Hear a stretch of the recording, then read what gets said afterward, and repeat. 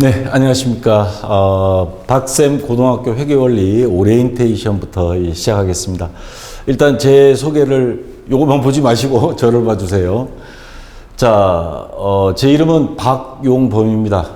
제주 중앙고등학교에서 25년간 그 특성화 고등학교에서 이제 회계원리 요 수업을 담당하다가 정년을 한 10년 앞에 놔두고 이제 명예퇴직을 했고요. 그리고 2015 개정 교육과정 그 회계원리하고 회계정보처리 시스템 교과서를 제가 썼습니다. 학교별로 회계원리 교과서 종류는 많아요. 예, 그 중에 하나를 제가 썼고요. 그 다음에 한국공인회계사회에서 시행하는 그 FAT 그 전산회계 시험입니다. 요거 2년간 출제위원을 했었고요. 지금은 아니고. 그 다음에 박샘 전산회계 그 네이버 카페에 가서 박샘 전산회계 치면 나타납니다. 거기에 취업준비생들을 위해서 무료인강 그 네이버 카페 지금 운영하고 있는데 한 5년 동안 한 16만 명 정도가 지금 회원들이 무료로 이렇게 공부를 하고 있습니다. 자, 제 소개는 이걸로 마치고 지금 제가 왜 이 강의를 찍냐면 코로나19 요 사태로 지금 전 세계가 난리죠. 우리나라는 그나마 이제 조금 극복을 하고 있는데 아직도 학교는 이제 휴업 때문에 나가지 못하고 학생들이 집에서 있는데 중간고사는 정상적으로 시행한다고 교육부에서 발표하는데 학생들은 요 때다 싶어서 지금 PC방 가 있는 학생들이 많죠. 특히 전부 다 요 롤만 하고 있더라고요. 한번 PC방에 가봤더니. 자, 근데 이제 EBS에서 이래서는 안 되겠다 싶어서 집에서 학습할 수 있도록 이 온라인 클래스라고 해서 EBS 수업을 개강을 했는데 제가 들어가서 보니까 국어, 영어, 수학 중심으로 아직은 수업이 되고 있더라고요. 그래서 우리 학생들이 특성화 고등학교 이제 특히 입학하는 학생들, 요 학생들이 공부를 좀 하고 싶어도 지금 볼 데는 없고 그래서 제가 요거를 교과서 저자이기도 하니까 또 요 촬영하려면 촬영실이 있어야 됩니다. 그래서 마침 전산회계 무료인강 그 카페를 운영하면서 촬영실을 갖추고 있고 지금 현재 찍고 있는데요. 그 다음에 자체 이제 편집 요 시스템 갖고 있어서 이 컴퓨터가 한 300만 원짜리 정도는 돼야 돼요. 이 용량이 큰 동영상 4K로 촬영해서 편집을 하려면 그래서 뭐 외장 하드부터 시작해서 시스템이 갖춰져야 되는데 제가 요거를 대표로 재능 기부로 요 강의를 찍어서 유튜브에 올리면 다른 선생님들이나 다른 학생들 요걸 참고로 해서 좀 도움이 되지 않을까. 요즘 보면 의사 간호사분들도 자기 병원 문 닫고 대구 지역에 내려가서 그 봉사활동 하시는 분들이 있죠.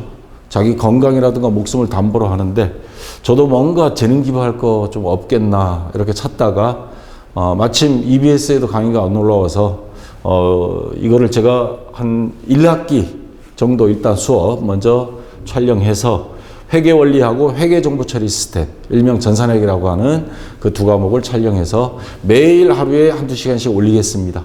그래서 여러분들 요거 집에서 공부할 수 있도록 하고 인강은 어디서 보면 되냐면 유튜브에 들어가서 박샘 고등학교 회계원리 아니면 뭐 고등학교 회계원리만 쳐도 나타날 겁니다. 제가 이제 한 2, 3일 있다가 올리기 시작할 건데요. 만약에 또는 그 네이버에 박샘 전산회계 이거 클릭하면 거기 나타납니다. 카페에. 거기 가서 보면 제가 이렇게 여기 박샘 전산회계 메인 화면입니다. 요쪽에 목차에 제가 고등학교 인강 해서 회계원리 폴더를 하나 만들겠습니다. 거기에도 링크를 시켜 놓을 테니까 보시고요. 그 다음에 교과서가 없는데 그러겠죠. 교과서 PDF 파일을 제가 요거를 요 박샘 전산에게 올려놓도록 하겠습니다. 여러분들 아무나 누구나 그냥 다운받을 수 있도록. 그 다음에 여기 카페 가입도요. 그냥 처음 들어가서 간단한 질문 몇 개만 답하면 뭐 등업 이런 거 없습니다. 누구나 다 볼 수 있고 질문도 올리고 유튜브에 질문 올리셔도 되고요. 그러면 제가 시간 나는 대로 답변해 드리도록 하겠습니다. 자, 그리고 이 회계원리라는 과목, 자, 본격적으로 들어가 볼게요. 특히 특성화 고등학교 원래 입학하는 신입생들이 이 회계원리를 많이 배우는데 용어가 낯설고 중학교 때 배웠던 그런 과목이 아니에요. 그러다 보니까 회계 뭐지? 뭐 한자로는 모일회, 셀게, 계산한다는 뜻입니다. 모아서. 어디에? 장부에. 영어로는 어카운팅 그럽니다. 계산하다. 나는 수학을 잘 못하는데 이거 공부할 수 있을까? 또 대부분이 특성화고등학교 제가 25년 동안 있으면서 보면 회계를 굉장히 어려워합니다. 왜냐하면 잘못된 공부 방법 때문에 1학년 때 특히 1학기 중간고사 시험 범위까지 요거 2달 동안 공부를 실패하면요 3학년 때까지 헤매요. 그래서 기왕 여러분들이 특성화고등학교 간 마당에 특히 3월, 4월 요 2달치 분량 여러분들이 공부를 하면 됩니다. 근데 잘못된 공부 방법이라는 거는 제가 이제 설명을 드릴게요. 회계 원리라는 과목은 도대체 뭐냐 하면 자, 우리나라에 수많은 기업들이 있죠. 이 기업들이 삼성 같은 경우 삼성전자 주식회사 자산이 엄청나죠. 1년 매출액이 수십조, 수백조가 되고 근데 이 모든 이 회사의 돈이 한 사람 게 아니에요. 자, 회장은 있지만 여러 투자자들이 주식을 사서 여기에 투자를 한 겁니다. 그리고 은행 대출도 받아요. 채권자도 있고 은행도 있습니다. 그 다음에 정부에서는 특히 국세청에서는 세금을 걷어야 되죠. 그 다음에 거래처에서는 이 기업이 믿을 만한 회사인가, 수금은 잘 될 것인가, 그거를 또 확인해야 되고요. 그럼 뭘 가지고 이걸 확인하냐? 뭘 기준으로 세금을 매기며? 바로 장부입니다. 이 회사에서 작성한 장부. 자, 그러면 기업마다 장부는 다 작성을 하는데 주먹구구식으로 회사마다 다 다른다. 그러면 국세청에서 이거 확인할 수가 없겠죠. 그 회사 직원들만 확인할 수 있다 그러면 안 되겠죠. 그래서 우리나라에서 법으로 정해놨습니다. 이걸 똑같은 방식으로 해라. 특히 장부 중에서는 뒤에 가서 배울 거지만 재무제표라는 게 있습니다. 우리 회사의 자산이 얼마고 빚이 얼마고 그 다음에 손익계산서라고 해서 매출액이 얼마고 이익이 얼마다. 그래서 딱 모아놓은 장부를 국세청에도 신고하고 투자자들한테는 매년 한 번씩 주주총회라든가 이런 데서 공지를 합니다. 공시한다 그럽니다. 이렇게 돈 벌었습니다. 삼성전자 원래 10조 원 벌었습니다. 그러면 이 회사 믿을만하네. 나도 삼성전자 주식이나 살까? 이런 게 나오는 거죠. 세금도 걷어들이고요. 하청업체들은 또 수금하고. 자, 그래서 모든 거는 요 장부를 기준으로 해서 기업의 쌀이라 그럽니다. 뭐 반도체 쌀, 뭐 이런 것도 나오지만 IT의 쌀은 뭐 반도체라 그러지만 칩이라 그러지만 자, 그래서 여러분들이 배울 거는 바로 이 장부를 작성하는 기준에 맞춰서 학교에서 회계 원리라는 것을 배우는 겁니다. 이미 규칙은 정해져 있어요. 그 규칙. 아까 롤게임 있지만 초등학교 때 남학생들 메이플 많이 하잖아요. 메이플도 참고서가 있어요. 그 참고서 공부하면서 랩업, 만렙 채운다고 막 공부하죠. 그런 것처럼 오히려 그거보다 쉬워요, 이게. 메이플이 더 어렵더라고요. 제가 옆에서 보니까. 자, 그러면 회계 원리는 아까 이야기했지만 기업 회계 기준 규칙을 정해놓은 게 있고요. 그 공인회계사들끼리 모여서 회계학회라는 게 있습니다. 거기서 만듭니다. 그래서 요거를 우리가 장부 작성법을 배우는 거고요. 1학년 때는 여러분들이 회계 원리, 이 기업 회계 기준 기초 요거를 배웁니다. 지금은 여러분들은 완전히 백지 상태 아무것도 모르니까 요거를 회계 원리를 배우고 나서 2학년 때는 요거를 프로그램에 입력하는 거를 배워요. 그거를 뭐라 그러냐면 회계 정보 처리 시스템. 뭐 K랩도 있고 더존도 있고 자, 여러 가지가 있습니다. 일명 전산회계라 그럽니다. 그리고 3학년 가면 회계 실무 이제 NCS 과목을 배웁니다. 여기에서는 좀 더 구체적으로 뭐 ERP 그러는데 인사관리, 생산 및 판매관리, 아까 말한 회계원리, 재무관리가 여기에 해당입니다. 그래서 회사마다 대기업들은 자체 프로그램들이 있죠. 그 몇십억 주고 만든 프로그램들이 있습니다. 이걸 가지고 전부 다 업무를 처리합니다. 그래서 여러분들이 나중에 나는 사무직으로 취직하겠다, 대기업 가고 싶다, 이 회계 모르면요 회사에서 인정을 못 받습니다. 진급하는 데 굉장히 문제가 있어요. 자, 그 외에 전문적으로 회계원리하고 여기까지만 배우는 학교도 있고, 뭐 세무회계과 그런 데는 원가회계, 세무회계 이런 것도 다 배웁니다. 굉장히 많아요. 자, 그래서 이 회계에는 또 어떤 자격증이 있나? 자, 7급이나 9급 공무원, 요즘 공무원 굉장히 많이 선호하죠?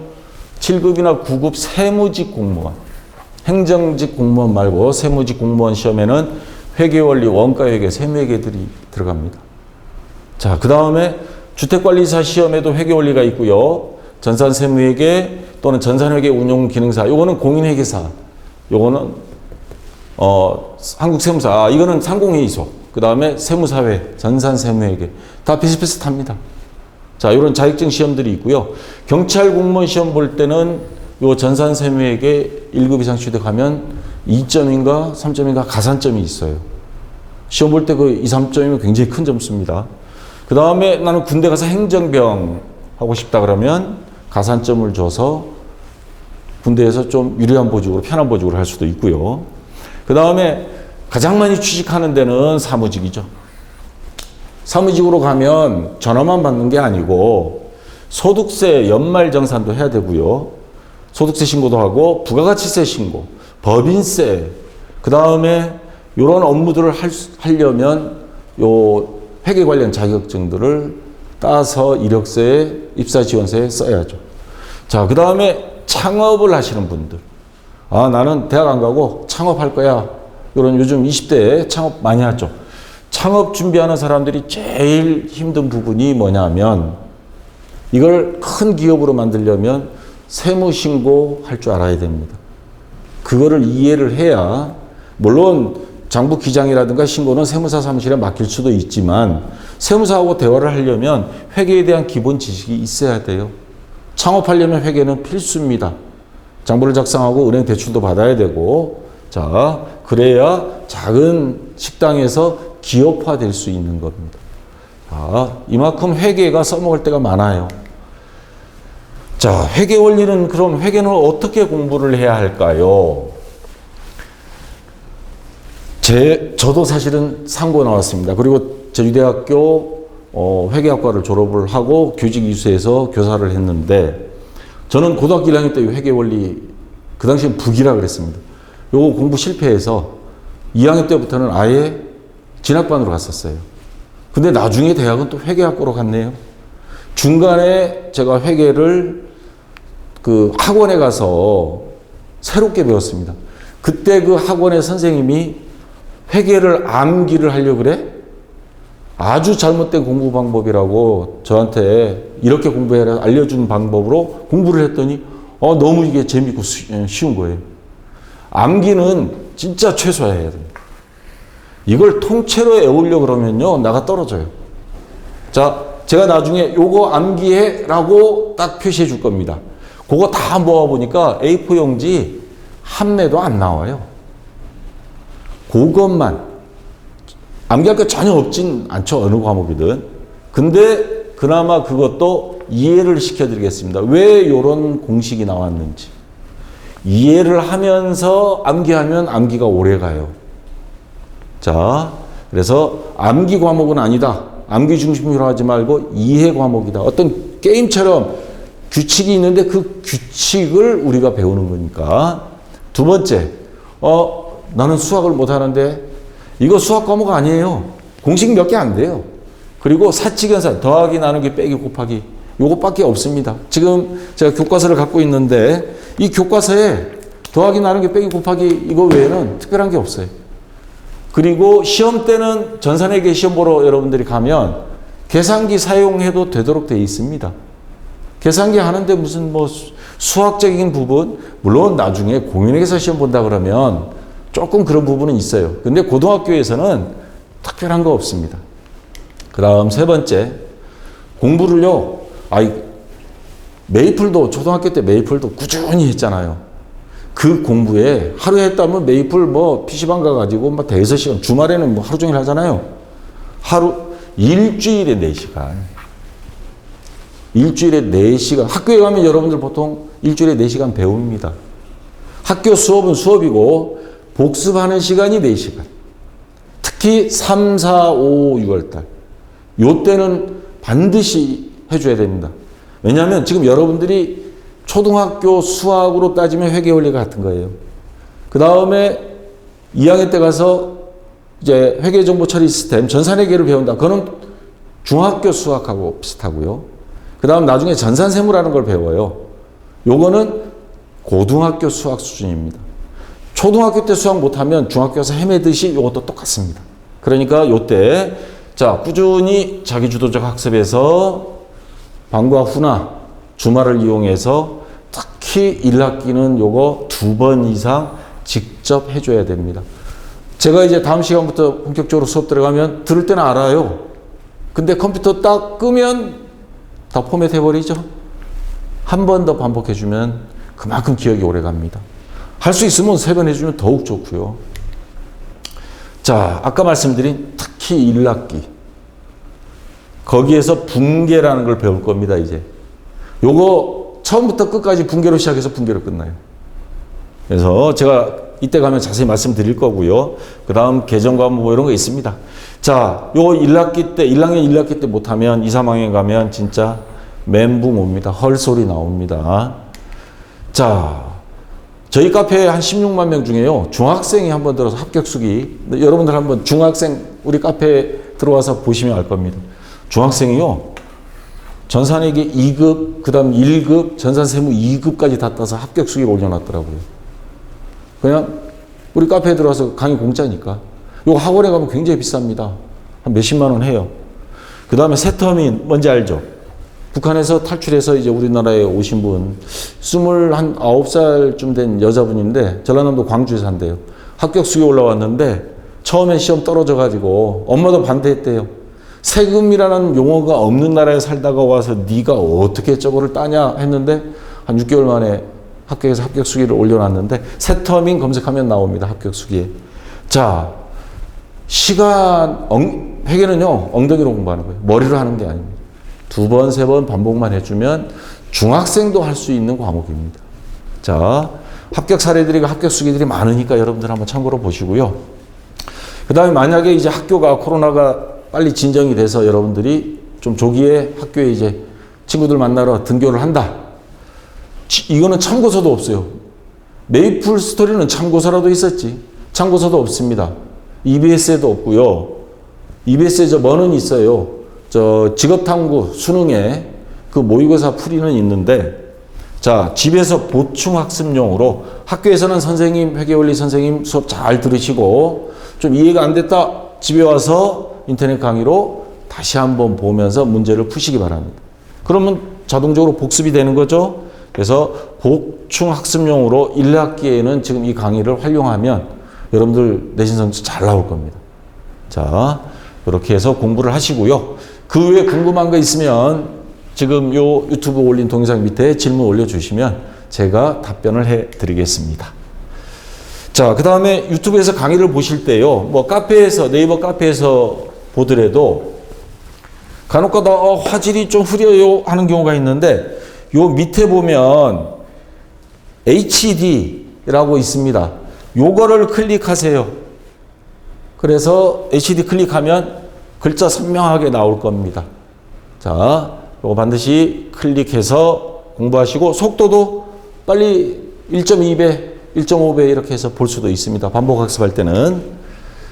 자, 요렇게 해서 뭐 간단하지만, 요거 너무 길면 지루하니까 간단하지만 이러한 요령으로 또 회계원리라는 과목이 특성화고등학교에서는 상당히 중요한 과목이고, 나중에 졸업 후 또는 대학을 졸업 후라도 직장생활할 때 굉장히 필요한 과목이다.